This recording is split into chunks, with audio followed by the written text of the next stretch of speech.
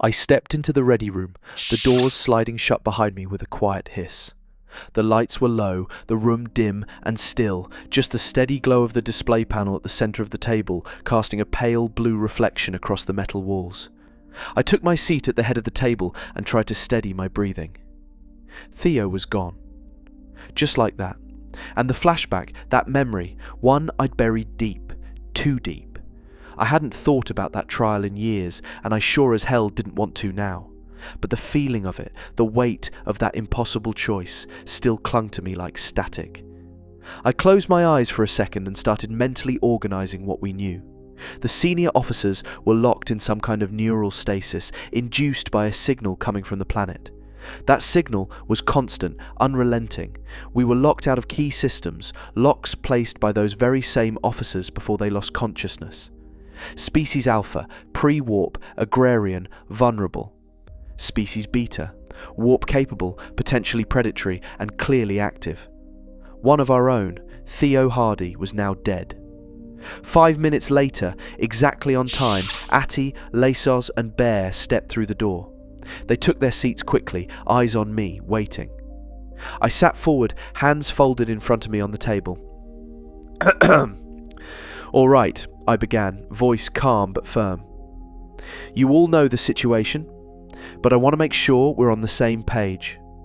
I recapped the key points aloud, concise, clinical, forcing myself to treat it like a tactical review rather than the crisis it was fast becoming.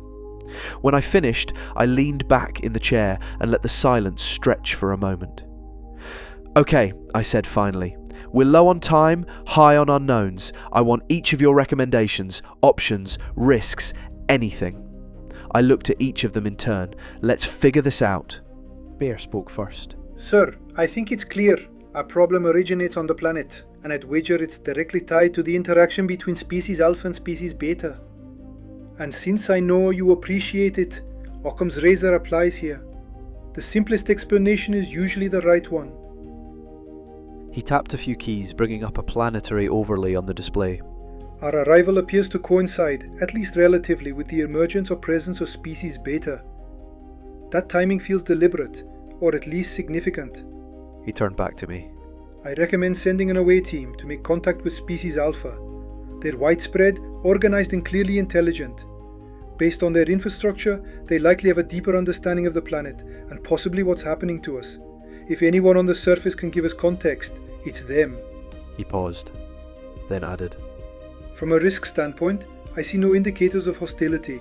Their behavior seems defensive, maybe even passive. I classify the risk as low. Across the table, Atty gave a thoughtful nod. I agree with Bear. Making contact with Alpha is the logical next step. She hesitated for a beat, then added, During that shared dream, or whatever it was, I felt something strange. Not threatening, more like familiar. I don't know how to explain it, but it felt like the Demeter is part of something bigger happening here. Like we weren't caught by accident. She looked at me, her tone steady. It's a feeling, not data. But my instinct says we're not being played in a hostile way. It's more like we were brought here for a reason. Lasos spoke next, her tone measured and direct. Logically, I believe the best course of action is to make direct contact with species Beta. From everything we've seen, they're the aggressor on the planet. If we're looking to address the core of the problem, that's where our focus should be. She glanced around the table, meeting each of our eyes in turn. We should be prepared to deliver a clear warning, or a threat if necessary, that we'll intervene by force if they don't withdraw. That may be the only thing they respect. She hesitated for a moment, before adding, As for these dreams or flashbacks, I don't understand them, and I'm not sure I agree with Addie's interpretation. From my perspective, I do see a threat in all this. We can't afford to overlook it. Just then my console chimed, Maddie. Sir, She said, her voice steady but with a hint of urgency. I think I've been able to localize the signal Doc mentioned. It's originating from what appears to be the largest settlement of species Alpha in the northern hemisphere. She paused, double-checking her data. I'm also detecting waves of energy. Primitive, like an early form of communication tech. But here's the strange part.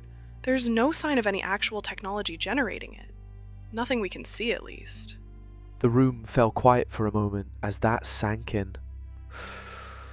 I drew in a breath, glancing around the table at my team. All right, everyone.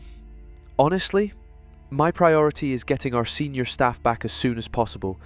And if that signal is coming from an Alpha settlement, that's where we start. I looked at each of them in turn. We're going with Bear and Atti's recommendation. We make contact with Species Alpha first. Let's see what answers they have. Let's get ready, I said, standing. We'll prep an away team for a mission to the largest settlement in the Northern Hemisphere. It'll be myself, Bear, and Lassus. Atti, you have the con. Atti gave a sharp nod. Aye, sir. Bear and Lassus exchanged a quick glance, both nodding silently before heading out to prepare and make their way to the transporter room. I took one last look at the planetary display before following. Time to get some answers. As we stepped onto the bridge, my console chimed. Another message from Doc. Lieutenant, can you stop by sickbay? There's something I'd like to discuss with you. Sure thing, Doc, I replied. I'm on my way to the transporter room. I'll stop by on my way there. Before I left the bridge, I turned to Maddie and Chris. See if either of you can figure out a way to block or disrupt that signal. Anything that might help release the senior officers and crew. Aye, sir, Maddie said, already focused on her console. Chris nodded. We'll do our best. With that, I headed for sickbay, hoping whatever Doc had found would bring us closer to getting our people back.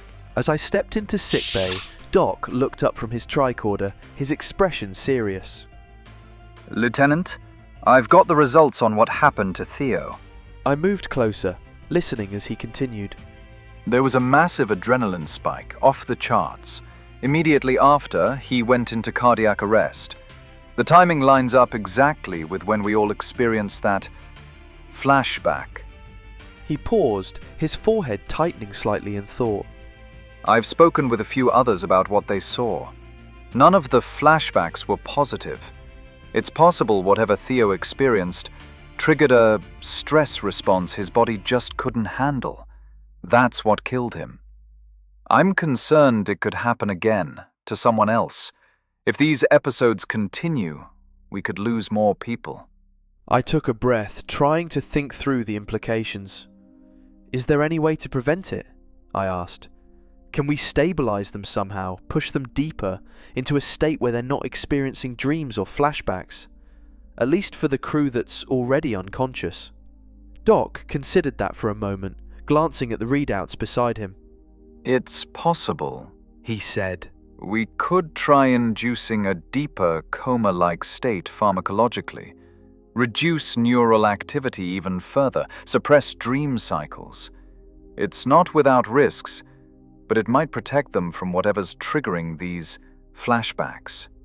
Okay, thanks, Doc, I said. Do your research, and let me know as soon as you have something. He gave a sharp nod, already turning back to his console. Without wasting another second, I headed out the door and made my way toward the transporter room via my quarters. Arriving at the transporter room, I nodded to the crewmen at the controls and saw that Bear and Lassus were already waiting, checking their gear. Coordinates set for transport? I asked. Lassus gave a crisp nod. Yes, sir. We chose a location about 1 kilometer outside the largest settlement. It should give us a clear approach while keeping us out of immediate sight. Good thinking, I said. Set phases to stun. We're not here to escalate violence, but we protect ourselves if it comes to that. If anything goes sideways, we retreat fast and regroup. Clear? Both of them nodded, focused and ready. We stepped onto the transporter pads, the hum of the system already rising around us. I took one last look at Bear and Lassus. Steady, focused. Energize, I ordered. The familiar shimmer of the beam enveloped us, and the Demeter faded from view.